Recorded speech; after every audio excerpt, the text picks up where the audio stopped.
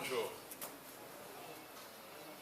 Monsieur le Président de l'Alliance des démocrates pour le développement intégral, cher professeur Goguet, Mesdames et Messieurs les présidents de partis politiques, Mesdames et Messieurs, au nom des militants du Parti des Togolais et à mon nom propre, je voudrais vous exprimer notre gratitude de nous donner l'opportunité d'être ce matin parmi vous. C'est pour moi l'occasion de saluer l'engagement de l'ADI qui, depuis un quart de siècle, se bat pour la liberté individuelle et collective et pour l'instauration d'une réelle démocratie au Togo. Je voudrais féliciter et rendre hommage aux militants et aux dirigeants de l'ADI. Je saisis également cette occasion pour rendre hommage à tous les dirigeants de l'opposition qui ont connu cette lutte depuis le 5 octobre 1990 à ce jour. Cette lutte a permis d'arracher des pans de liberté et nous devons nous en réjouir. Toutefois, l'objectif final d'améliorer le quotidien des Togolais en plaçant le système politique en place à travers une alternance maîtrisée n'est pas encore atteint. L'opportunité d'atteindre cet objectif nous est donnée par l'échéance de l'élection présidentielle de cette année.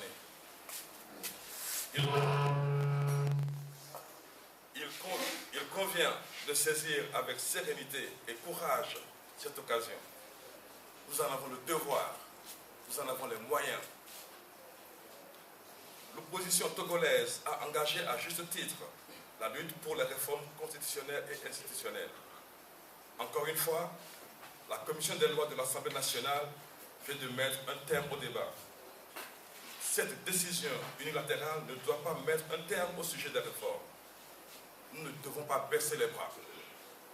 Bien au contraire, nous devons réclamer d'une seule et même voix ces réformes avant les élections. Avec la même énergie et la même détermination, nous devons faire l'économie d'aucun effort pour obtenir une transparence totale des prochaines élections. Le premier point consiste à s'assurer que le fichier électoral est propre et fiable. Notre unité dans ce combat sera notre force. Mes chers amis, la lutte pour la transparence de l'élection ne peut faire l'objet d'aucune économie. Nous devons nous y engager en rang serré, avec énergie et audace. Car vous le savez, la fiabilité de cette liste constitue un dénominateur commun à tous ceux qui veulent pour le Togo une paix sociale post-électorale.